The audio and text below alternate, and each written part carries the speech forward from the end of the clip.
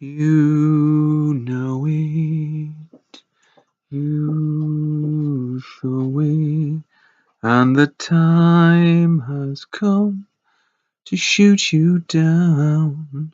What a sound. Yeah, it's time to shoot them down. The people who still believe that we're living on a spinning ball, hurtling at ridiculous speeds through the nonsense vacuum of unbelievable and fake space. And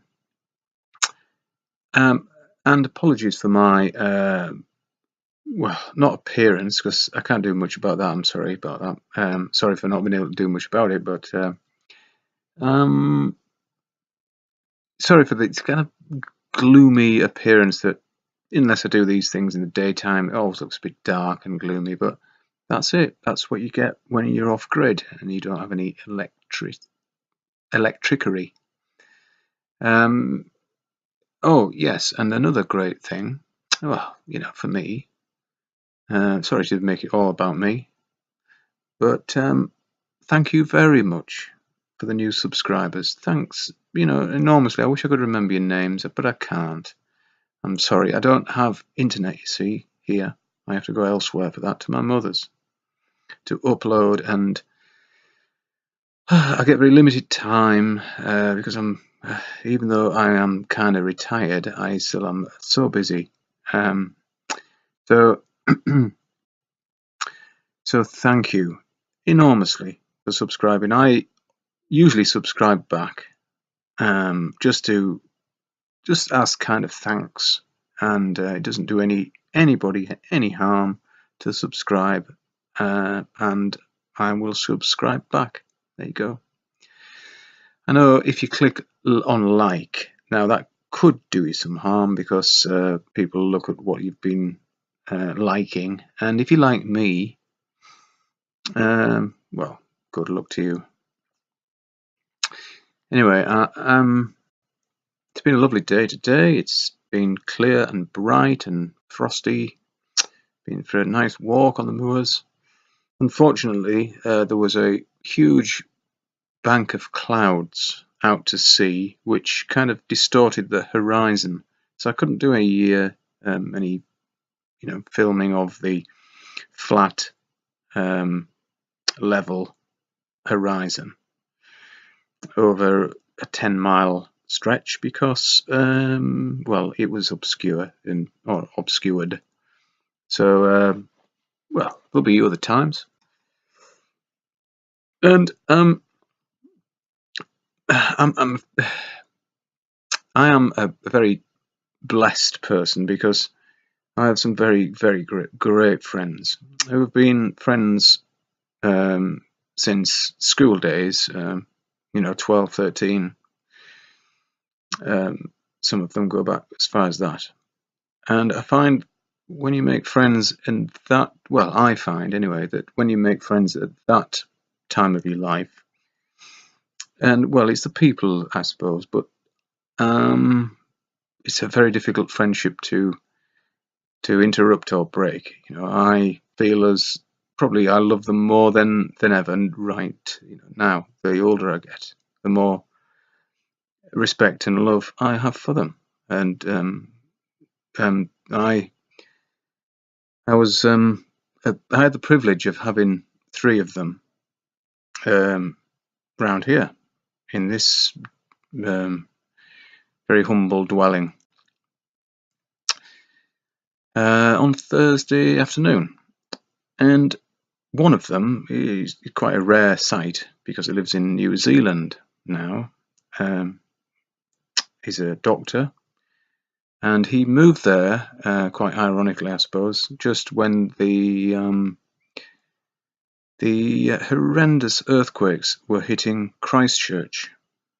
And him being a doctor, I mean, he was a very valuable asset to them at the time, and well, you can imagine what went on. And I don't like to imagine what went on, but yeah. Now, the last time I talked to this person, I won't tell you the names. It's not fair of me to do that, I don't think. But the last time I talked to this person, one from New Zealand, it must have been about 18 months ago. I knew then that the Earth was flat, but because I was with the same group of people, if I broached the subject, then that would hijack the conversation for the rest of the night. And I didn't really want to do that because I didn't think it was fair. I wanted to find out what he'd been doing, and he wanted to know what we'd been doing. And that, like I say, it would have all been about the Earth being flat. So I simply asked him, what's it like when you go out on an evening in the twilight and have a glass of wine and enjoy the evening out there in the summer? He says, well, funny thing is, they don't really get a very long time to sit out in the evening sun because the night seems to draw in very quickly. And I just thought, yes, just as I suspected, because the sun's going, and he's on the outside of the circle of the sun's path, the sun will appear to go very quickly past him. And it seems that that is exactly what does happen. We, in the UK here, we have quite a long period of twilight. The sun seems to set very well. No, it doesn't set, but it goes away from us quite slowly because it's on a. You just imagine it, or even just get a dinner plate and put the lines of the Tropic of Capricorn, the Tropic of Cancer, and the equator, and then put the sun from the equator to Capricorn to Cancer. Cancer is obviously our summer and Capricorn's our winter, and vice versa for people living on the outside of the Tropic of Capricorn. I'm sure you understand what I'm getting at. But unfortunately, this time, well, not unfortunately, but this time when we all got together, he'd actually seen a good few of my vlogs, if you like. And so when I mentioned the fact that he did these evenings were very short-lived, he just laughed. He didn't want. I don't think he wanted to kind of give fuel to my knowledge. But anyway, it was great to see him. It really was. And he's invited me out there, and he does every time. And I would love to go. I really would love to go to experience it for myself. The dawn chorus, he says, is like whoops and squawks. It's not really bird song. Well, there are a few birds maybe, but he loves it here. Actually, he loves it in the UK, and I don't think I could leave because he grew up like I did in this beautiful part of the UK, and it takes some beating. I haven't been all over the world, but I've been all over this country and in places in Europe, and I've never seen anything that is better. I've seen things that are certainly comparable, of course, but nothing better. I think there's something about your home stomping ground, if you like. I don't know. It's the familiarity that doesn't breed contempt in this case. Anyway, loved Dell's. Well, he was looking for the imaginary curve on the sea, and of course he didn't find it. He saw Ailsa Craig, which is just like a rock pimple sticking out the North, not the North Sea, the Irish Sea, would it be there? Anyway, the sea to the west of the British Isles, around just below the Hebrides, quite a bit below the Hebrides, but it's a pimple. if you like, from a distance, but it's still quite a formidable rock. And of course, even taking refraction into account, you could more or less see the whole bloody thing, which there is no curve. The oceans are flat. The three friends who were here,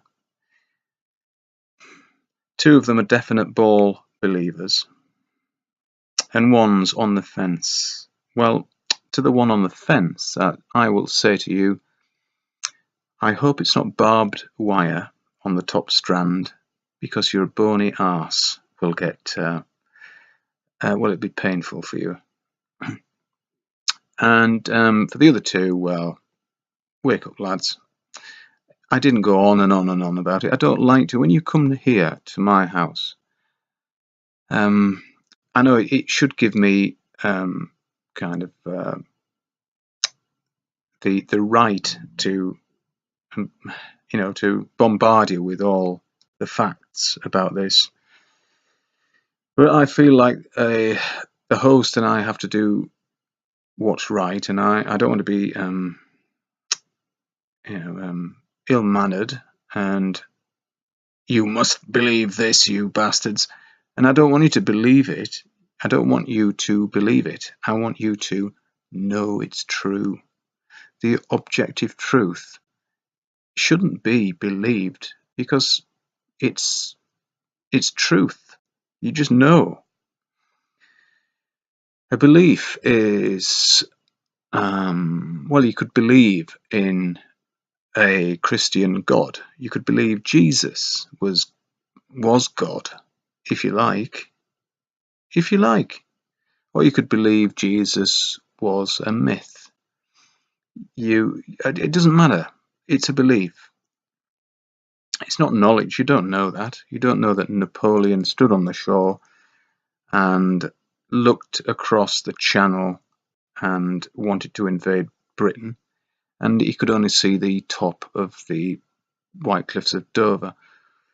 Well, I know, you may know this person, Dee Dee. She's a Dutch woman.